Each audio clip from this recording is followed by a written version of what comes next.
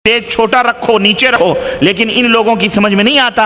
ये बिल्कुल जो है इतना ऊंचा स्टेज रखते हैं कि ना मेरी आवाज़ तो आप तक पहुंचती है, लेकिन आपकी आवाज़ मुझ तक नहीं पहुंच पाती। वो मेरी आदत है सुनने की और सुनाने की। अल्लाह हमारे इन भाइयों को, मुंतज़िमीन को अक़ल दे, समझ दे, और बिलखुसूस आकिल साहब को अल्लाह अक़ल दे कि मैंने इनको कहा था कि नीचे स्टेज लगाना, नीचे मुझे बड़ा बुरा लगता है ऊपर बैठ करके और अपने भाइयों से मुखातब होते हुए। नंबर एक। नंबर दो, मैंने कहा था मेरी आदत है खड़े होकर तकरीर करने की, मैं बैठ के तकरीर नहीं कर पाता हूँ। बैठ के आधा मीटर मेरा नीचे ही चला जाता है, खलास वो समझ ही नहीं आती मुझे बैठ करके। मैं खड़े जितना रहता हूँ मुझे खूब समझ आती है मुझे कैसे मुखातब करना है। मेरी आदत नहीं है बैठ के तकरीर करने की वल्लाह, लेकिन मजबूर हूँ मैं। लाए भी थे, हाँ पता नहीं वो एक बना करके वो भी हटा दिया गया हमारे सामने से। क्या मसलहतें थीं, न जाने कौन सी वो मसलहत के हामिल थे, चला के तीर जो अपनी कमान छोड़ गए, है ना। मुझे बिठा दिया आपने यहाँ, हाँ, और जनाब आली वो छोड़ दिया गया।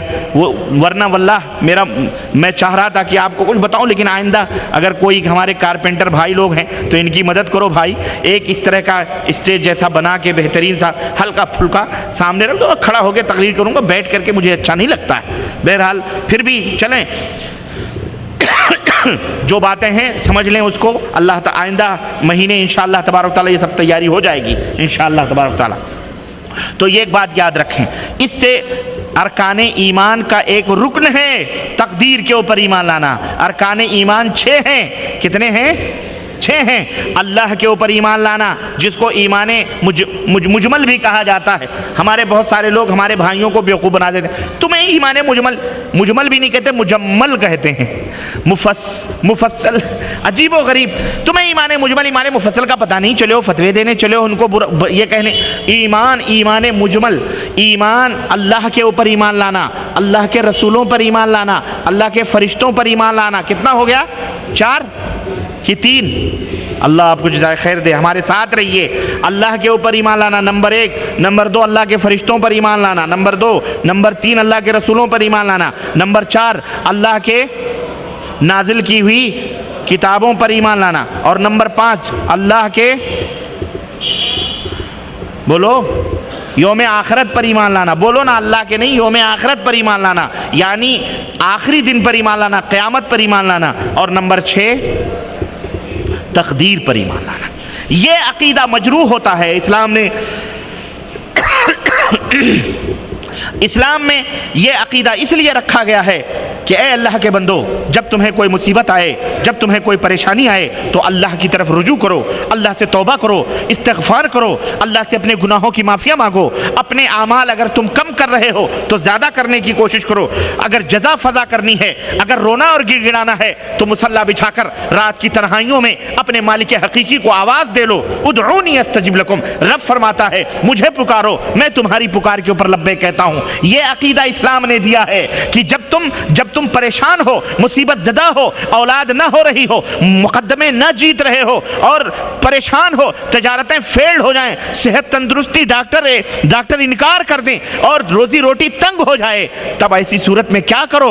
अपने मालिक से दुआ करो। अल्लाह के हबीब फरमाते हैं अपने मालिक से रोओगे, जज़ा फ़ज़ा करोगे, गिड़गिड़ाओगे, अपने गुनाहों से तौबा करोगे, अपने गुनाहों से इस्तिग़फ़ार करोगे। अल्लाह के हबीब फरमाते हैं ला युरद्दुल क़द्रु इल्ला दुआ। ऐ मेरी उम्मत के लोगों, अगर तुम्हारा मुक़द्दर तंगी लिखा गया होगा, अगर तुम्हारे मुक़द्दर में वो परेशानी लिखी गई होगी, तुम अपने मालिक से जज़ा फ़ज़ा करोगे, अपने मालिक से रोओगे, गिड़गिड़ाओगे, रब्बे ज़ुल जलाल तुम्हारी तकदीरों को मेट कर नए सिरे से तुम्हारी किस्मत तहरीर फरमाएगा।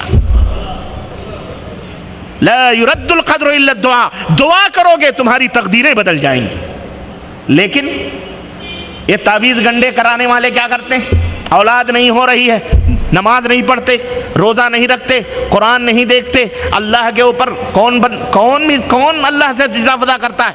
हाँ, मीठा मीठा हप फटाफट, अरे फलाने हजरत हैं उनके पास चलो, तावीज़ लिखाओ, चटमगनी पढ़ बिया, 9 महीने के बजाय 3 ही महीने में औलाद फारिग हो जाएगी।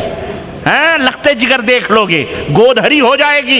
इस लालच में अल्लाह की कसम मज़ारों के ऊपर, खानकाहों के ऊपर, दरगाहों के ऊपर क्या क्या हो रहा है। औज़ बिल्लाह। एक भाई हमें वाक़या बतला रहे थे, वो कह रहे थे उन्होंने तौबा किया बाद में, कहने लगे कि मेरा वाक़या है मेरे अपने साथ का, मैं आपको बतला रहा हूँ कि मुझे औलाद नहीं हो रही थी, मैंने अपनी बीवी को लिया और बीवी के साथ अपनी चचानी को लिया कि मेरी चचानी मेरी बीवी के साथ रहेगी, मेरी चची मेरी बीवी के साथ रहेगी, और मुझे सऊदी अरब आना था जल्दी से, इसलिए मैं गया अजमेर, और अजमेर या किसी दरगाह के पास, और वहाँ हज़रत से बातचीत की, नज़र नज़राने दिए। हज़रत ने कहा 1 हफ़्ता क़याम करना पड़ेगा, 1 हफ़्ता क़याम होगा इंशाअल्लाह तबारक तआला, मैं ऐसे दुआएँ करूँगा कि इसको औलाद हो जाएगी। नज़र नियात बोले, मैं नज़र नियात चढ़ा करके रब्बानी साहब चला आया और चची को और बीवी को वहीं छोड़ दिया। मैं यहाँ आया, 9 महीने के बाद पता चला मेरी बीवी हामिला तो नहीं हुई, लेकिन मेरी चची को हमल ठहर गया, उन्हें औलाद हो गई।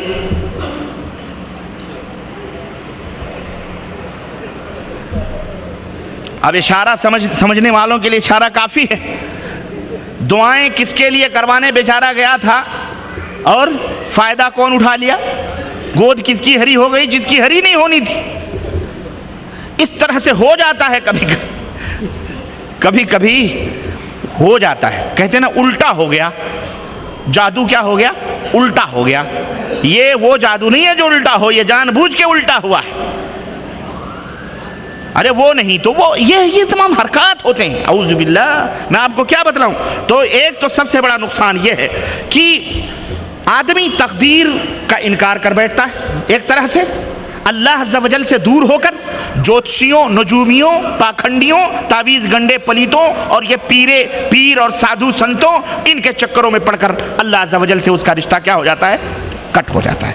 एक तावीज़ और गंडे के नुकसानात में से एक नुकसान ये है, और दूसरा नुकसान ये है कि आम तौर पर आप देखोगे तावीज़ गंडे पलीते जो कसरत से कराते हैं वो तवहुम परस्त होते हैं। तवहुम परस्त समझते हैं, वहम के शिकार हो जाते हैं। छींक आई, अरे फलानी ने जादू किया होगा, कहीं गाड़ी उलट गई, हो नजराना भूल गए, फलाने बाबा के मज़ार पर हमने चादर नहीं चढ़ाई, उसका नतीजा है ये।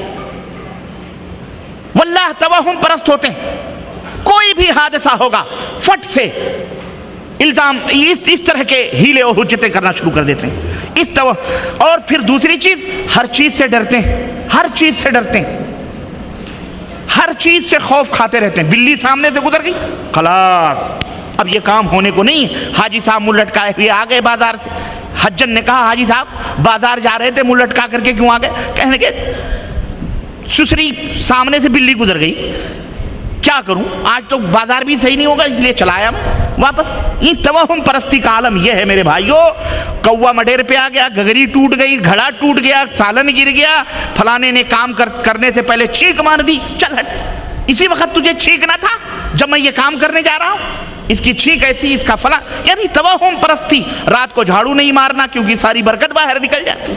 रात को नाखून नहीं काटना, रात को आईना नहीं देखना, टूटे गिलासों में पानी नहीं पीना, टूटे आईने नहीं देखना वरना किस्मत टूट जाएगी। ये सब तवहुम परस्तियां वल्लाह बतला रहा हूं, ये उम्मत मुस्लिमा में मौजूद है, और हमारी माएँ बहनें और मर्द औरत सब इसके अंदर मुलव्विस है कि नहीं है? बोलो।